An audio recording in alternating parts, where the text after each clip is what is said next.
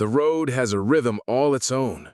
It's not a tune you'd hear on the radio. It's something you feel deep in your bones, a steady humming vibration that starts in the 16 tires and works its way up through the seat, into your spine, and settles behind your eyes. For 20 years, that's been my metronome. The world unfolds through my windshield, a panoramic movie of sunrises over the Rockies, heat shimmering off the asphalt in the Mojave, and the slow green crawl of the kudzu-choked South. This particular run was a familiar one, a load of automotive parts heading from a plant in Michigan down to a factory just outside Nashville, Tennessee. I-65 South is a straight shot, a concrete river flowing through the heartland. You leave the industrial grid of the north, watch it soften into the rolling farmland of Indiana, then cross the Ohio River into Kentucky, where the landscape begins to ripple and fold into the foothills of the Appalachians. Life on the road is a series of repeated rituals: the pre-trip inspection and the pre-dawn chill, the hiss of the air brakes, the methodical check of gauges. It's a lonely existence, but it's a chosen loneliness. You're the captain of your own ship, an 80,000-pound vessel of steel and commerce.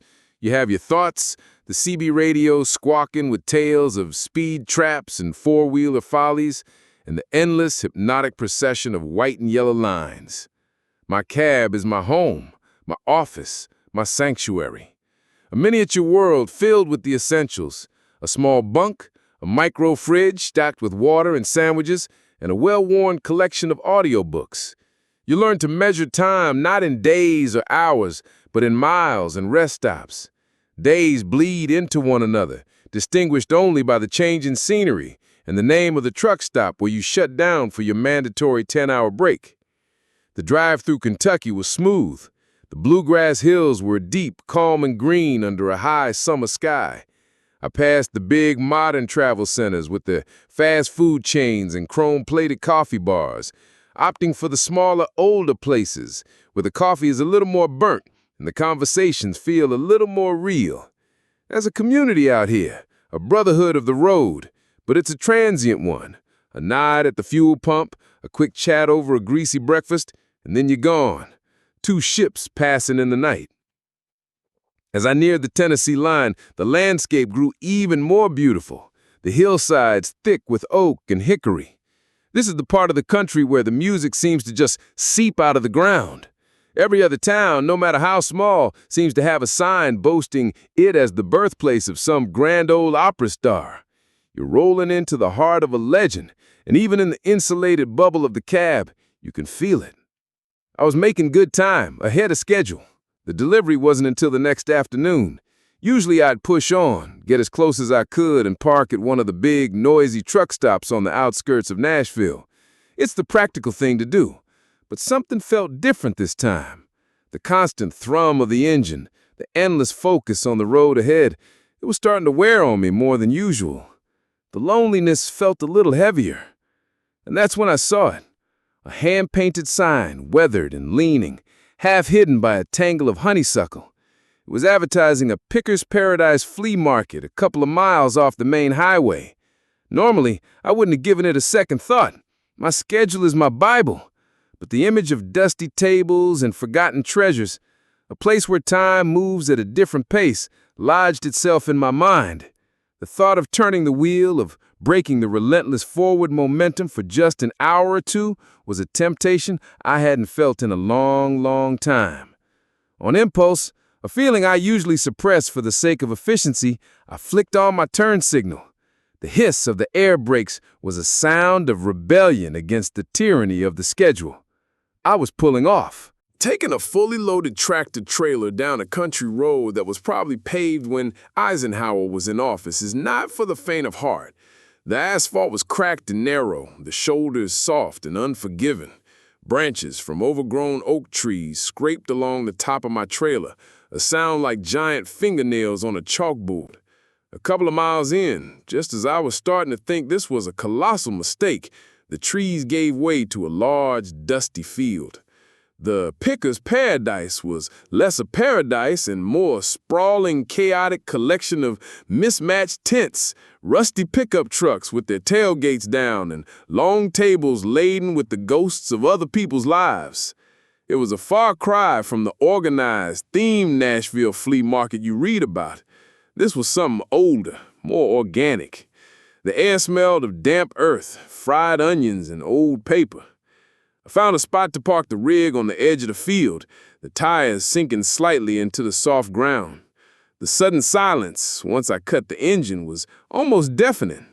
The familiar hum that had been my constant companion for the last 2 days was gone, replaced by the murmur of the crowd, the distant twang of a poorly tuned guitar, and the chirping of crickets.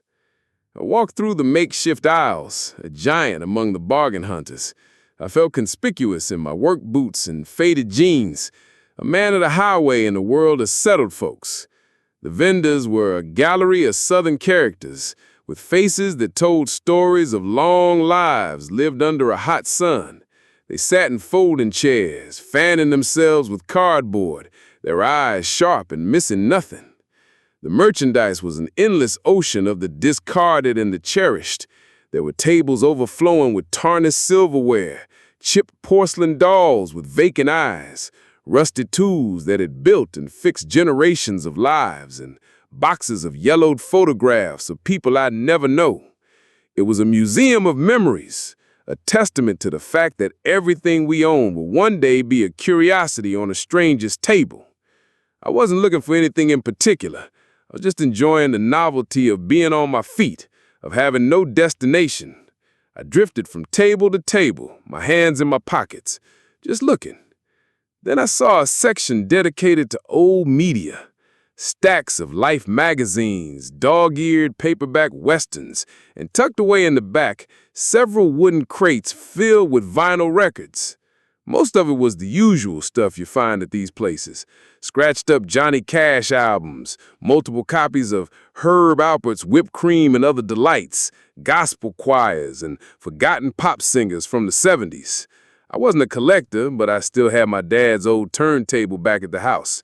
Every now and then on my home time, I'd put on one of his old records, the crackle and pop a comforting sound from my childhood. I was about to move on when one of the crates caught my eye. It was pushed under a table, half hidden by a tarp. Curiosity got the better of me. I knelt down, the dust puffing up around me, and pulled the crate out. It was filled with records that looked different from the others. The covers weren't the glossy, mass-produced sleeves of the big labels. These were simpler, almost homemade. And that's when I saw it. The album had no flashy picture, just a plain, faded cardboard sleeve the color of old parchment. The text was printed in a simple, stark black font. Jedediah Stone, it read, and underneath in smaller letters, the Lonesome Road. There was a small, crude drawing of a single-lane highway stretching toward a horizon line. No photo of the artist, no list of songs on the front. It was mysterious in its simplicity. I never heard of him, which wasn't surprising given my musical taste leaned more toward classic rock and audiobooks. I pulled the record from its sleeve. The vinyl was heavy, thicker than modern records. I checked it for scratches. It was almost pristine, as if it had been put in this crate 50 years ago and never touched again. The vendor, a skinny man with a long gray ponytail, ambled over. His voice was a low drawl. "Find something?" he asked. "Maybe. Who's Jedediah Stone?" He squinted at the cover. "Jedediah Stone. Can't say I know. Got this whole crate from an estate sale over in the next county. Old fella passed away, had a barn full of stuff. That was in a box in the corner. Something about it called to me. Maybe it was the title, The Lonesome Road. It felt like he was speaking my language. Maybe it was the mystery of it, this forgotten relic from a barn in the middle of nowhere.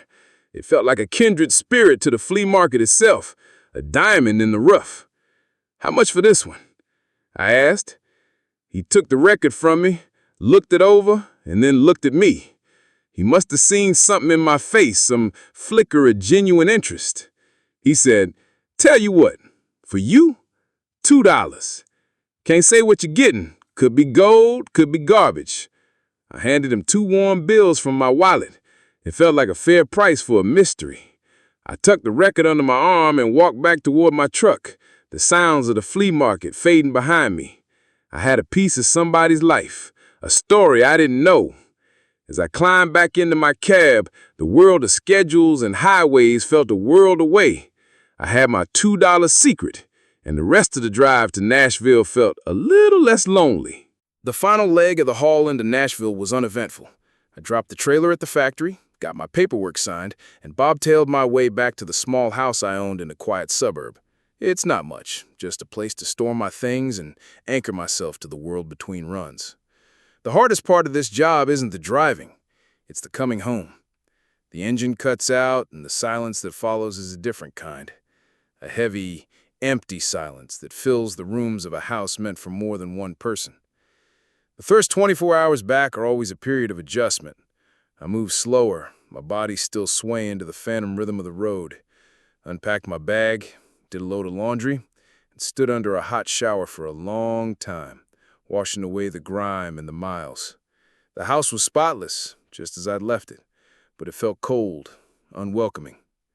Later that evening, after a simpered dinner I ate while standing at the kitchen counter, my eyes landed on the record I'd propped up against the bookshelf. Jedediah Stone, The Lonesome Road. In the sterile quiet of my house, it looked even more out of place, an artifact from another time. My dad's turntable sat in the corner of the living room, a beautiful old machine with a polished wood base. I hadn't used it in months. I walked over, lifted the dusty plastic cover, and wiped it down. I plugged it in, and the deck gave a low, satisfying hum as it came to life. It felt like a ritual, a preparation for something important. With a strange sense of anticipation, I carefully slid the heavy vinyl from its sleeve. The label in the center was as plain as the cover, just the name and the title again, with side A printed below. No record company, no copyright date, nothing. I placed the record on the platter, the spindle finding the hole with a soft thud. I lifted the tone arm, its needle poised like a hummingbird over the black grooves, and gently lowered it. For a second, there was only the soft, rhythmic crackle of needle on vinyl. It was a warm, comforting sound, the sound of anticipation. And then, the music started. It wasn't garbage, and it wasn't just gold. It was something else entirely. The first thing that hit me was the voice. It wasn't the polished, honey-smooth baritone of the Nashville stars. This voice was raw, weathered like old leather or splintered wood. It was filled with a gravelly honesty that made the hairs on my arms stand up. It wasn't a pretty voice, but it was profoundly, achingly real. He sang with a slight, almost imperceptible tremor, not from a lack of control, but from an abundance of feeling. Then came the guitar. It was just a single acoustic guitar, played with a skill that was intricate and unshowy. The notes were clear and sharp, each one chosen with perfect economy. It wasn't fancy picking, but it was storytelling.